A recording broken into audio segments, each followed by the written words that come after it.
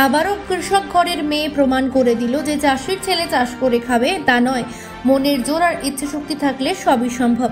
উচ্চ মাধ্যমিকে রাজ্যের নবম স্থান অধিকার করল বাঁকুড়া জয়পুর ছত্র আরার মেয়ে তৃষা কুণ্ডু। না রয়েছে ভালো মাথা গোজার আশ্রয়, না রয়েছে বাবার মোটা রকম ইনকাম, কোনো রকমে চাষবাস করে সংসার চালান বাবা। বাড়িতে রয়েছে দাদু ঠাকুমা, মা বাবা ও এক ভাই।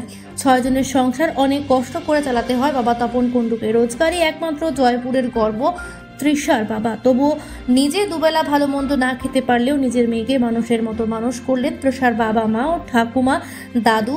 তৃষা বড় হয়ে অনেক বড় বড় স্বপ্ন দেখছেন বড় হয়ে WBCS অফিসার হতে চায়। পিতা তপন কুণ্ডু একেবারেই মধ্যবিত্ত কৃষক, সবসময় হয়তো মেয়ের কাছে সময় দিতে পারেন না, কিন্তু মা সবসময়ের জন্য গাইড করেছেন, থেকেছেন পাশে, মিশেছেন বন্ধুর মতো। গাইড করেছেন টানাদিঘি হাই স্কুলের শিক্ষক থেকে প্রাইভেট টিউশন শিক্ষক, পাড়ার কাকা সুমির দে। মধ্যবিত্ত গরিব কৃষক ঘরের মেয়ে রাজ্যের মধ্যে নবম স্থান অধিকার করে সকলের মন কাড়লেন তৃষা। তৃষার এই সাফল্যে দাবিদার সকলে। আর স্কুলের বরণ পর্ব চলাকালীন খুশিতে স্কুলের প্রধান শিক্ষকের চোখ ছলছল অবস্থা। যে স্কুলে এক সময় ঈশ্বরচন্দ্র বিদ্যাসাগরের পদধূলি পড়েছিল, সেই স্কুলের ছাত্রী রাজ্যের মধ্যে নবম স্থান অধিকার করলো, এটা কম পাওয়া নয়। এটা প্রধান শিক্ষকের দীর্ঘদিনের স্বপ্ন ছিল, এই স্কুল থেকে কোনো ছাত্রছাত্রী রাজ্যের মধ্যে 1 থেকে 10ম স্থানের মধ্যে থাকুক। আর সেই ইচ্ছা পূরণ হলো প্রধান শিক্ষকের। আর ছাত্রীর বাবা মায়ের হয়তো স্বপ্ন পূরণ হয়েছে, ঠিকই তার সাথে স্বপ্ন পূরণ হয়েছে প্রধান শিক্ষকেরও। তাই খুশিতে গোটা গ্রাম তো বটেই, খুশির হাওয়া এখন জয়পুর ব্লকে। তাই সকলের গর্ব এখন চাষির মেয়ে তৃষা কুণ্ডু। কি বলছেন তৃষার বাবা মা থেকে তৃষা ও প্রধান শিক্ষক, গ্রামের মানুষ, চলুন শোনাবো আপনাদের। বাঁকুড়ার জয়পুর থেকে তন্ময় পাত্রের রিপোর্ট, সি প্রাইম নিউজ।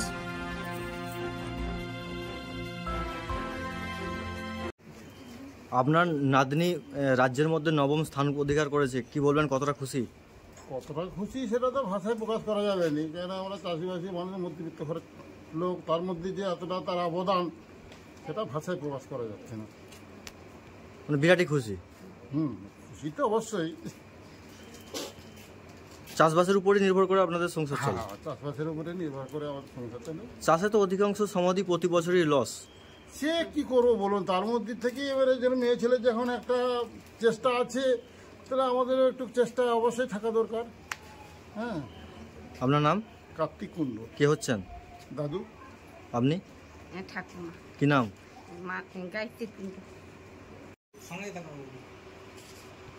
মেয়ের পেছনে তো সবসময় জানা কথা যে মায়ের অবদানটা একটা বিরাট থাকে। কত ঘন্টা মেয়েকে নিয়ে পড়াশোনা করাতে বসতে পারতেন?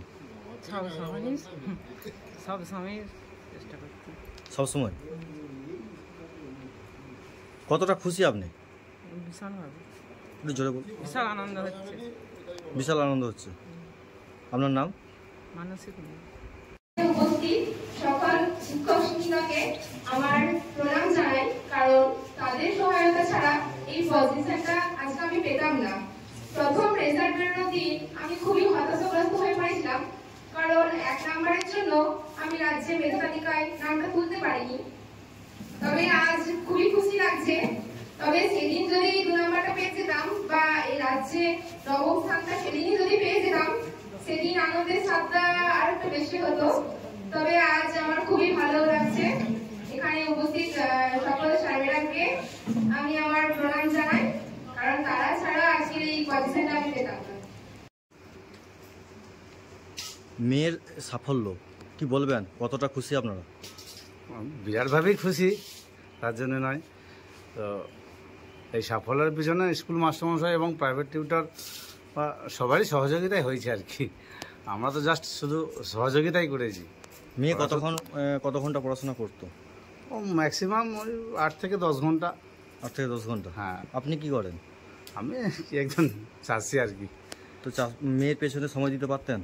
সময় ওই রাতটুকু আর কি, ওই হয়তো রাত্রেবেলা পড়তো, আমি বারান্দায় একবার করে বসে থাকতাম 1-2 ঘন্টা, এই আর কি। মেয়ের এই যে 9 নম্বর স্থান করতে হলো রাজ্যের মধ্যে, কতটা খুশি আপনি? খুশি তো সে তো বলে প্রকাশ করা যাবে না, বিরাট খুশি। মেয়েকে এবারে কি নিয়ে পড়াশোনা করাবেন বলে ঠিক করছেন? এখন দেখা যাক, ভাবছি তো ইংলিশ অনার্স।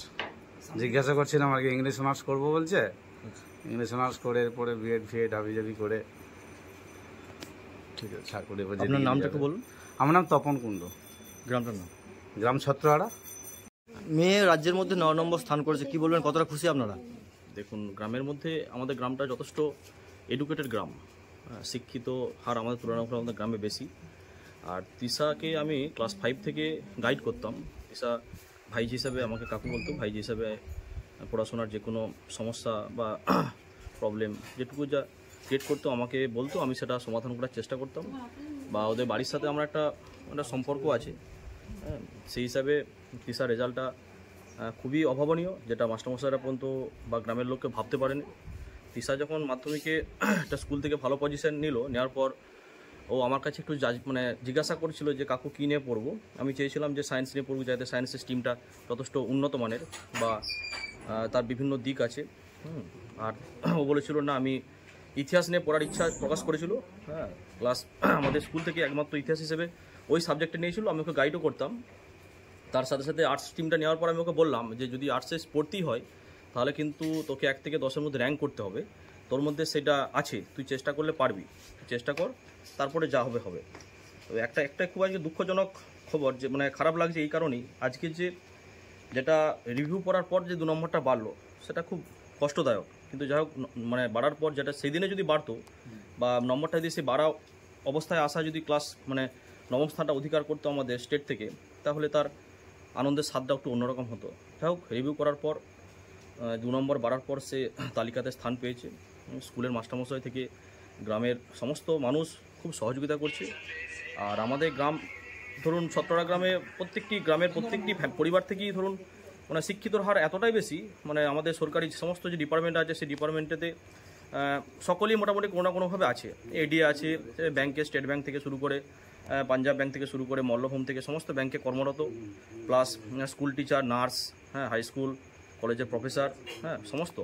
এমনকি যে ওর একটা বড় হয়ে আছে, ও সেটা মনে মনে প্রকাশ করেছিল, হয়তো আজকে সেই কারণে বলতে পারলো না। ও পরবর্তীকালে প্রশাসনিক স্তরেতে ওর চাকরি করার বা কাজ করার খুব ইচ্ছা।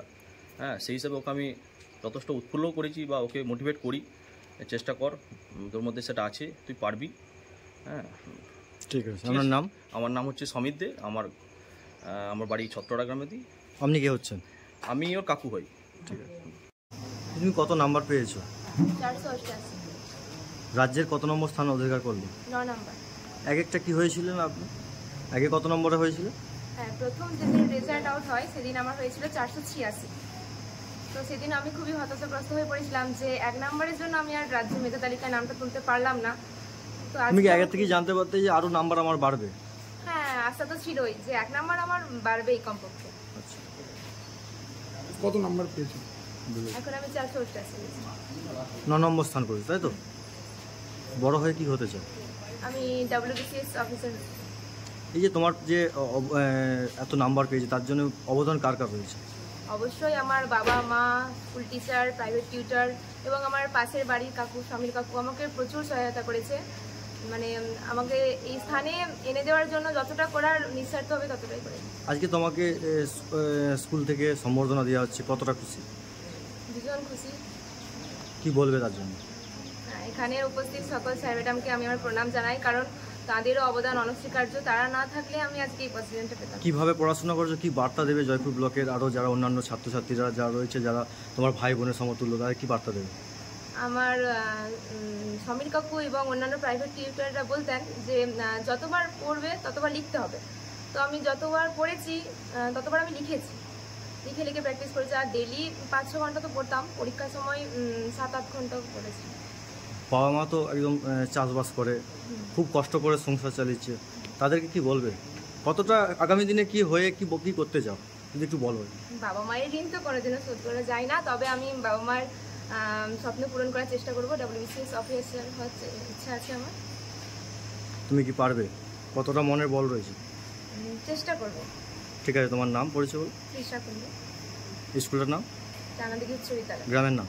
ছত্ররা। ঠিক আছে।